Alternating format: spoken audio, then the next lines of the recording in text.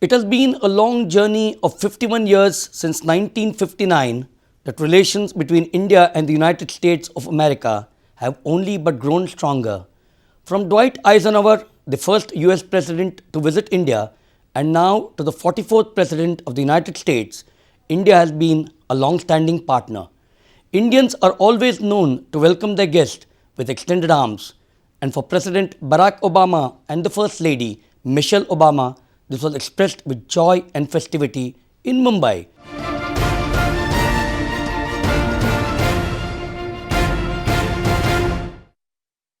In the March of 2000, Bill Clinton's visit to India took place at a time of warming of relations between India and the United States of America and reflected the common desire of both countries to move towards a new, broad-based, forward-looking, constructive and economically productive partnership.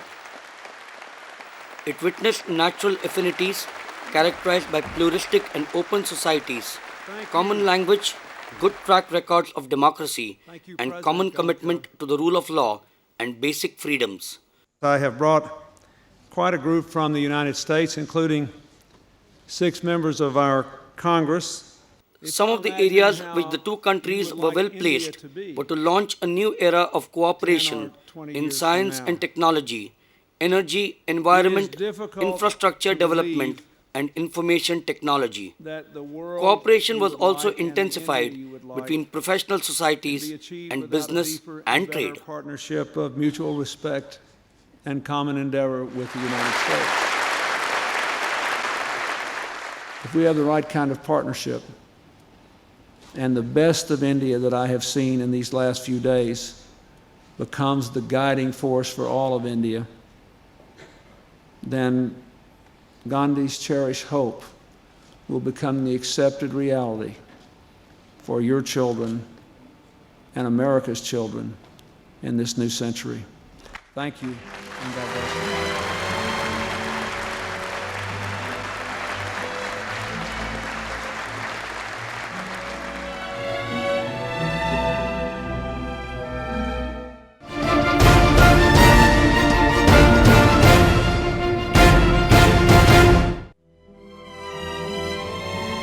The excitement for President Barack Obama's visit was not surprising.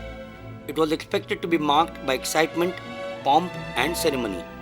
His life is one that Indians and Americans directly relate to and embodies many of the shared values that make US-India strategic partnership so strong. At 12:57 on a balmy Diwali morning, Air Force One, which took off earlier from Andrews Air Force Base, Washington, after a refueling stop in Germany, landed at Mumbai's Chhatrapati Shivaji International Airport.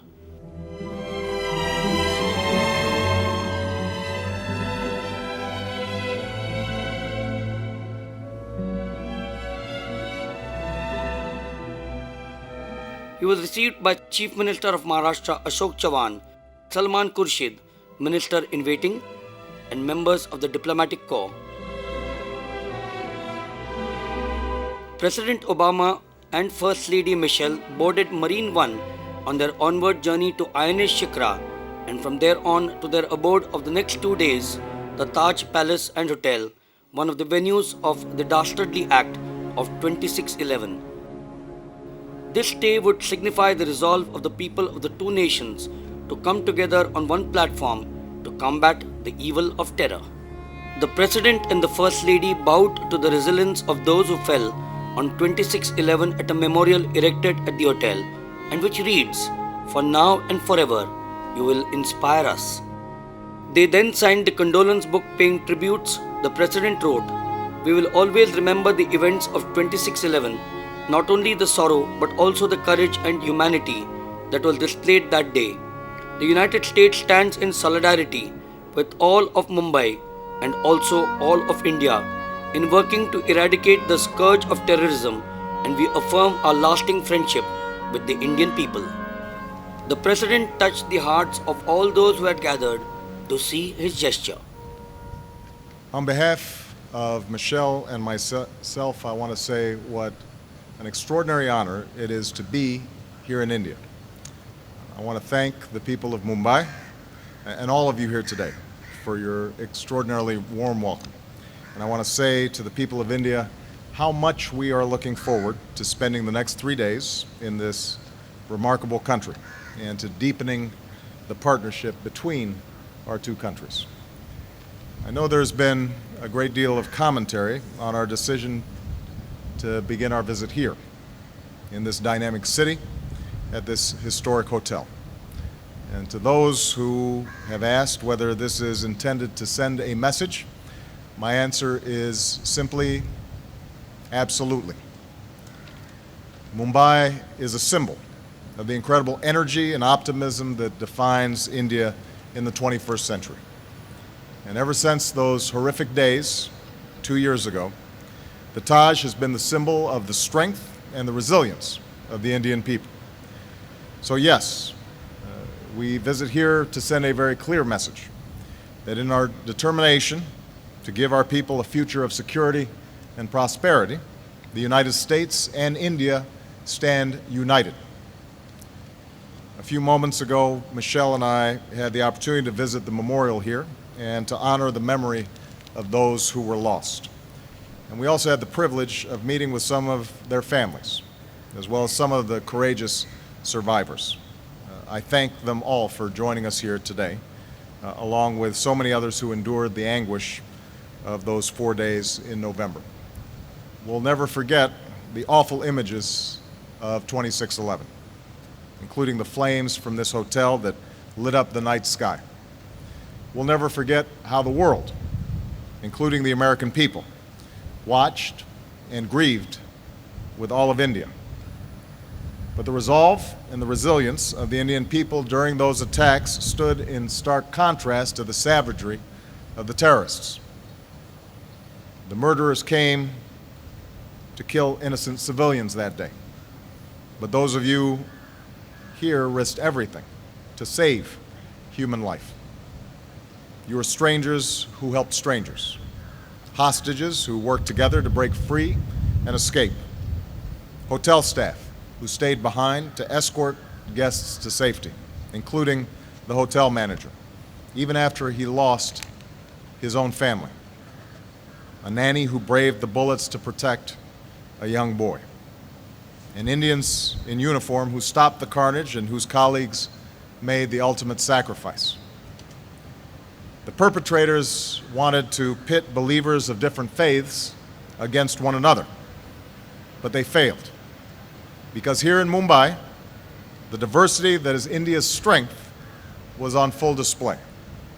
Hindus, Sikhs, Christians, Jews, and Muslims protecting each other, saving each other, living the common truth of all the world's great religions, that we are all children of God.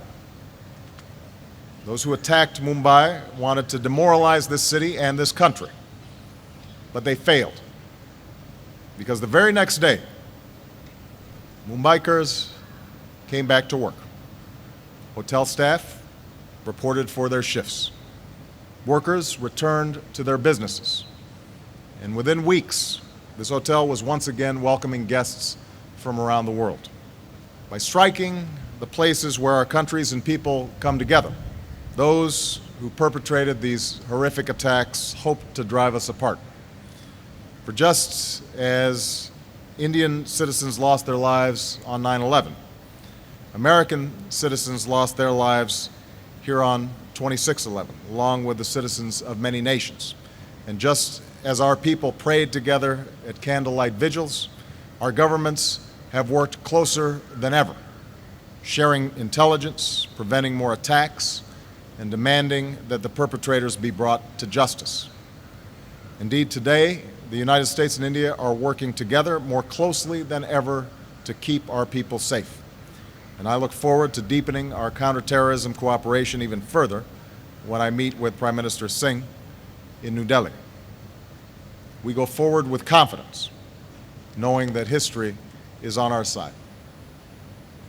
Because those who target the innocent, they offer nothing but death and destruction. While we seek to build, to welcome people of different faiths and backgrounds, and to offer our citizens a future of dignity, and opportunity. That is the spirit of the gateway behind us, which in its architecture reflects all the beauty and strength of different faiths and traditions, and which has welcomed people to this city for a century. That is the hope that in towns and villages across India, across this vast nation, leads people to board crowded trains and set out to forge their futures in this city of dreams. And that is the shared determination of India and the United States, two partners that will never waver in our defense of our people or the democratic values that we share. For just as your first Prime Minister said the day that the father of your nation was taken from you, we shall never allow that torch of freedom to be blown out, however high the wind or stormy the tempest. We believe that in America, and we know you believe it here in India. God bless you, and thank you very much. The President and the First Lady, while meeting the survivors, were an embodiment of courage with their soothing words and expressions. At the time of the attacks, this was likened by some in India to those in the United States on September the 11th, 2001. The then President-elect Obama said they demonstrated the grave and urgent threat of terrorism.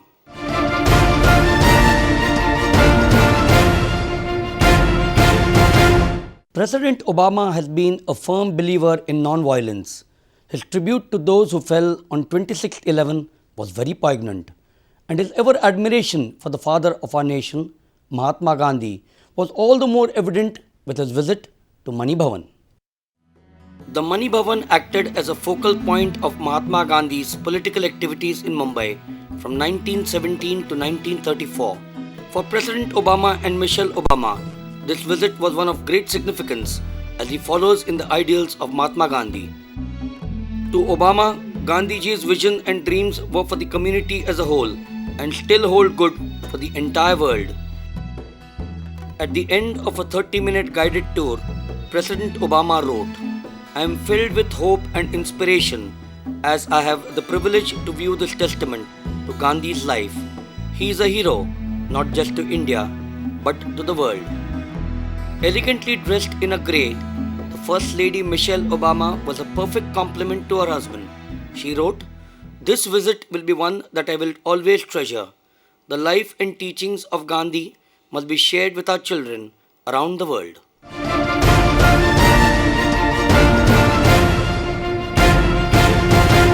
India and the United States have plenty in common on the economic front.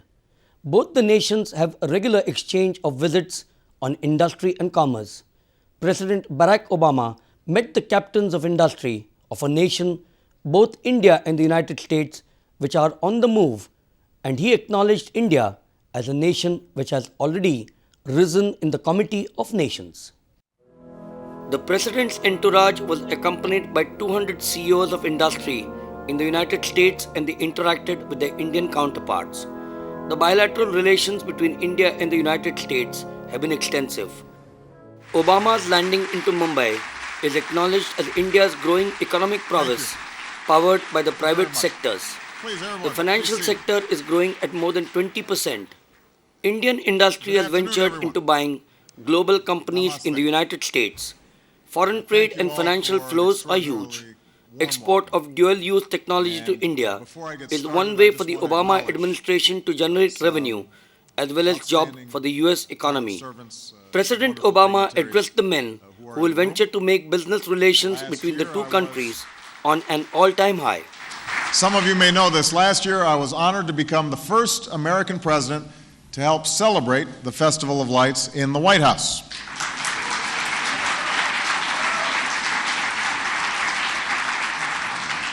And I know that today families are lighting their diyas and giving thanks for their blessings and looking ahead to the new year.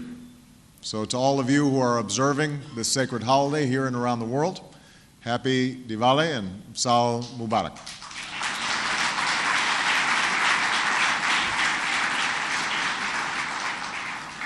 I had just had some incredibly productive discussions with American business leaders and Indian entrepreneurs. And today I want to speak with you about why we all benefit from the strengthening ties between our nations. This is my first trip to India, but this will be my longest visit to another country since becoming president.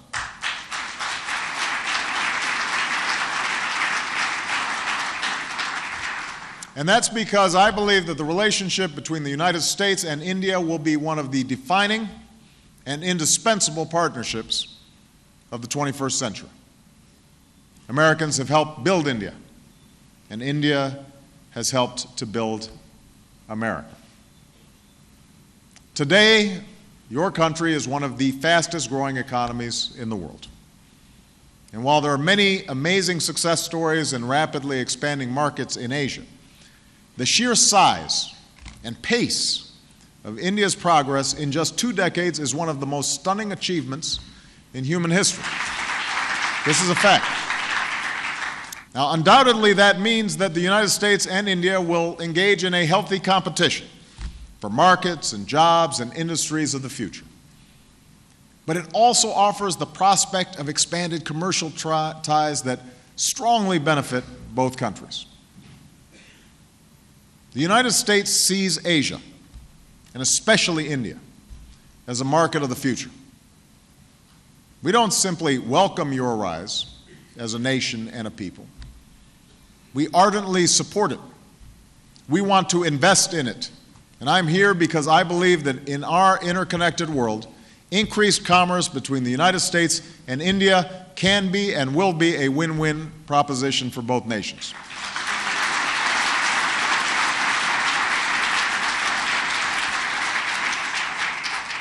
I realize that for some, this truth may not be readily apparent. I want to be honest. There are many Americans whose only experience with trade and globalization has been a shuttered factory or a job that was shipped overseas.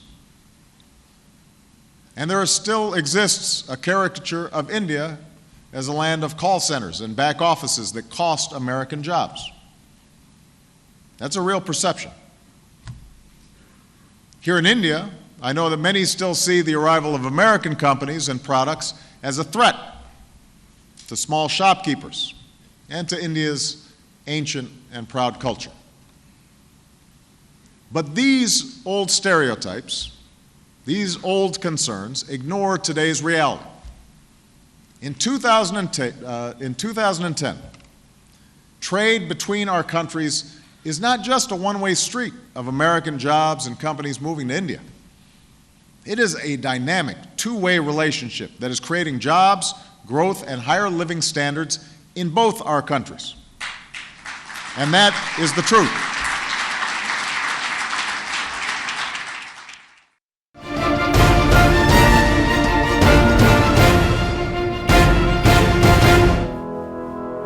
While President Barack Obama was busy discussing ways and means to strengthen business ties, the First Lady Michelle Obama visited the University of Mumbai and met up with underprivileged children. Can I jump something like this?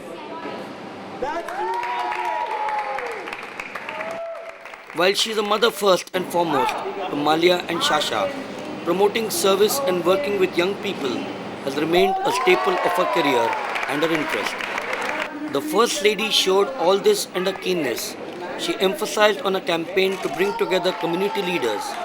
The Let's Move campaign launched by her is something close to her heart. Supporting military families, helping working women, promoting arts and education, and fostering healthy eating and healthy living for children and families across the country. The First Lady let her hair down as she joined in the festive and vibrant atmosphere.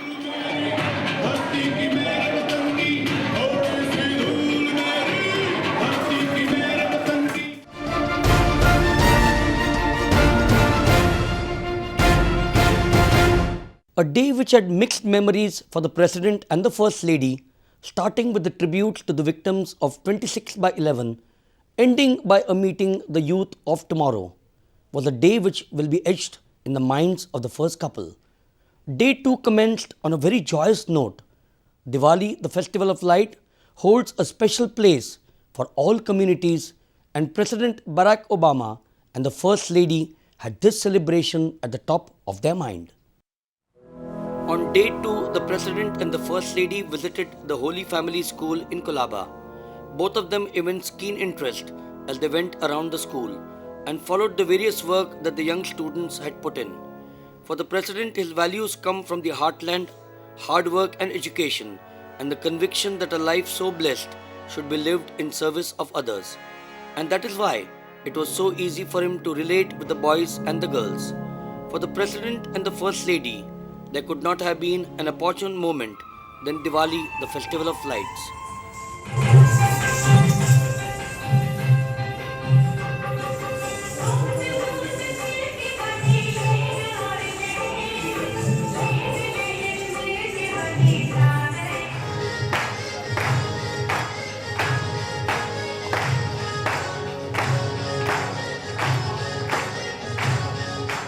Did someone say that east is east and west is west, and never the twain shall they meet, was all but proved wrong as the Obamas soaked in a colorful morning. For Obama, change not experience was the order of the day. Sweep not a mastery of detail was the virtue most valued in campaign oratory. A clean break with the past, not merely a return to better days, was the promise most prized.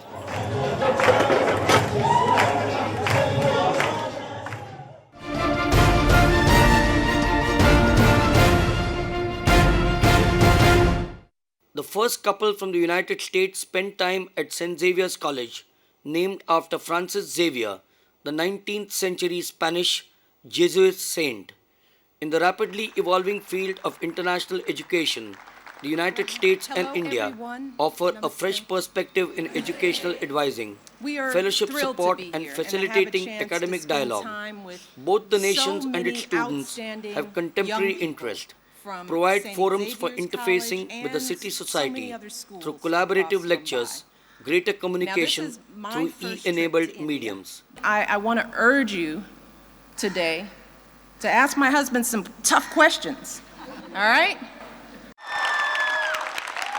The President and the First Lady were absolutely at ease with 348 students drawn from 6 of the city's colleges. My question to you is, why is Pakistan so important and allied to America so far as America has never called it a terrorist state? Well, no, it's a good question, and I must admit I was expecting it.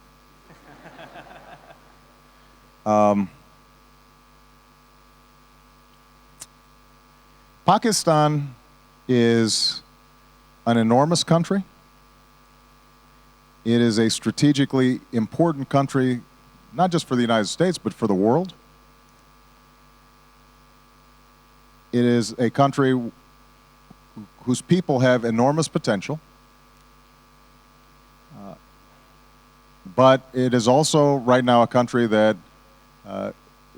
within it has some of the extremist elements that we discussed in the first question.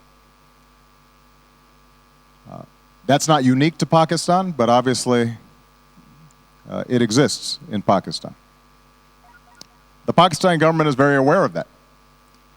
And what we have tried to do over the last several years, certainly I'll just speak to my foreign policy, has been to engage aggressively with the Pakistani government to communicate that we want nothing more than a stable, prosperous, peaceful Pakistan.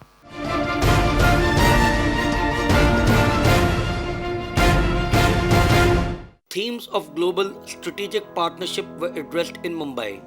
Big ideas that capture the breadth and depth of the partnership between the two countries. This two-day visit to Mumbai has offered a vision of how a long-standing partnership benefits not only the people of the two countries, but people around the world. As President Barack Obama and the First Lady Michelle Obama boarded Air Force One to New Delhi, they left behind happy memories of their short but sweet stay. It was 99 years ago that King George V and Queen Mary landed at Mumbai's Gateway of India, and it was therefore fitting that President Barack Obama kicked off his 3-day sojourn of India in Mumbai. While he and the First Lady have moved on to Delhi for talks with Indian leaders on wide-ranging issues, as someone remarked, President Barack Obama came, he saw, and he won the hearts, especially of Mumbaikars.